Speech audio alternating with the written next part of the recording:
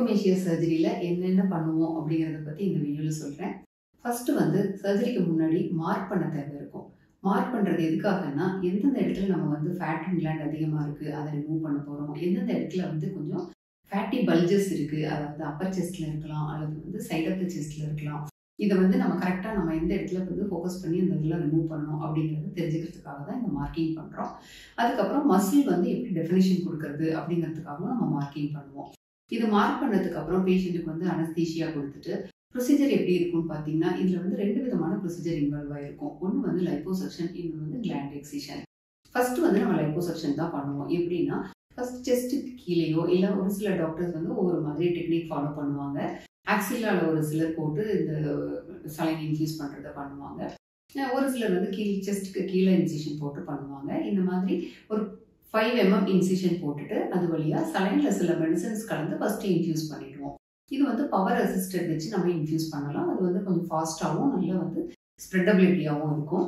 இதை இன்ஃபியூஸ் பண்ணிட்டு அப்புறம் ஒரு 10 minutes வெயிட் பண்ணுவோம். அது எதுக்காகன்னா, நம்ம வந்து அந்த டூசன் ஃப்ளூயிட்ல ஆட் பண்ணியிருக்கிற ட்ரக்ஸ் எல்லாம் வந்து ஆக்ட் பண்ணணும் நம்மளுக்கு. அதுக்காக வெயிட் பண்ணிட்டு அதை ஃபாலோ பண்ணி அதே ஹோல் வழியாக நம்ம வந்து லைப்போசக்ஷன் பண்ணி ஃபஸ்ட்டு ஃபேட் எல்லாம் உறிஞ்சி எடுத்துடலாம். இந்த லைப்போசக்ஷன் பண்ணுறதுக்கு நிறைய டெக்னாலஜிஸ் அவைலபிளாக இருக்குது. அதை பற்றி நான் இன்னொரு வீடியோவில் சொல்கிறேன். லைப்போசக்ஷன் பண்ணி எடுத்துட்டு இதில் வந்து பார்த்தீங்கன்னா, இந்த ஸ்வெல்லிங்கில் ஃபேட்டு அண்ட் கிளாண்ட் ரெண்டும் கம்பைன் ஆகி இருக்கிற பட்சத்தில் ஃபேட் வந்து ரொம்ப சாஃப்டாகவும் லூஸாகவும் இருக்கிறதுனால அது வந்து லைப்போசக்ஷன் பண்ணி எடுக்கும்போது ஃபர்ஸ்ட் ஃபேட் எல்லாம் வந்துடும். இந்த கிளாண்ட் வந்து கொஞ்சம் ஹார்டாக இருக்கிறதுனால சக்ஷனில் வராது. அதனால அதை மட்டும் இப்போ நம்ம லைப்போசக்ஷன் பண்ணி முடிச்சதுக்கு அப்புறம் பார்த்தா கிளாண்டு மட்டும் தனிச்சு நிற்கும். இதை மட்டும் வந்து நம்ம அந்த ஏரியோலாங்கிறது, அதாவது நிப்பிள் ஏரியோலா, அந்த கருப்பாக காயின் மாதிரி இருக்கிற இடத்துல அந்த பார்டர்லேயே ஒரு சின்ன கட்டு, ஒரு 1.1லேருந்து அல்லது 1.5 சென்டிமீட்டர் வரைக்குமான ஒரு இன்சிஷன் போட்டு அது வழியாக அந்த கிளாண்டை வந்து நம்ம ரிமூவ் பண்ணிடுவோம். ரிமூவ் பண்ணிட்டு ஏதாவது ப்ளீடிங் இருக்குது அப்படின்னா அதை வந்து பர்ஃபெக்டாக பார்த்து அந்த ப்ளீடிங்லாம் ஸ்டாப் பண்ணிட்டு அந்த இடத்துல அந்த ஊண்டை மட்டும் சூச்சர் பண்ணிடுவோம். சூச்சர் பண்ணும்போது 2 லேயராக சூச்சர் பண்ணுவோம். ஒன்று வந்து உள்ளுக்குள்ள ஒரு லேயர் ஒரு அப்சார்பல் சூச்சர்ஸ் போட்டுட்டு வெளியில வந்து ரிமூவபிள் சூச்சர்ஸ் ஒரு லேயர் அப்ளை பண்ணுவோம். இந்த சூச்சரை வந்து நம்ம ஒரு 7 டேஸோ 10 டேஸோ கழிச்சு ரிமூவ் பண்ற மாதிரியும் போட்டுக்கலாம். இல்லை தூரத்துல இருந்து வராங்க அப்படின்னா அவங்களுக்கு வந்து அப்சார்பல் சூச்சர்ஸ், அது வந்து ஒரு 10 days 15 daysல விழுந்துடுற மாதிரி அப்சார்பல் சூச்சர்ஸும் நம்ம போடலாம். இப்போ வந்து நம்ம இந்த ஏரியோல பக்கத்துல கட் கொடுத்ததை நம்ம க்ளோஸ் பண்ணிடுறோம். இந்த கீழே வந்து சலைன் இன்ஃபியூஸ் பண்ணதுக்காக போட்ட அந்த 5 mm சின்ன ஹோலை வந்து க்ளோஸ் பண்ண மாட்டோம்.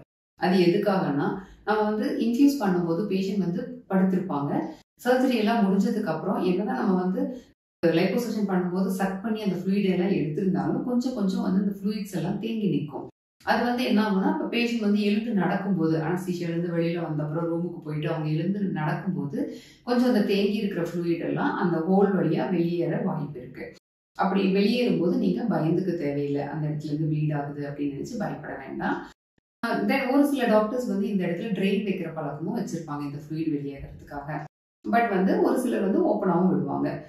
அப்புறம் இன்னொரு ப்ரொசீஜர் வந்து சர்ஜரி முடிச்சத உடனே ஆன் டேபிளே வந்து அவங்களுக்கு 2 சைடும் சர்ஜரி பண்ணி முடிச்சதுக்கு அப்புறம் ட்ரெஸ்ஸிங் எல்லாம் பண்ணிட்டு நல்லா கம்ப்ரெஷன் ட்ரெஸ்ஸிங் பண்ணிட்டு ஆன் டேபிளே கம்ப்ரெஷன் கார்மெண்ட் கொடுப்போம்.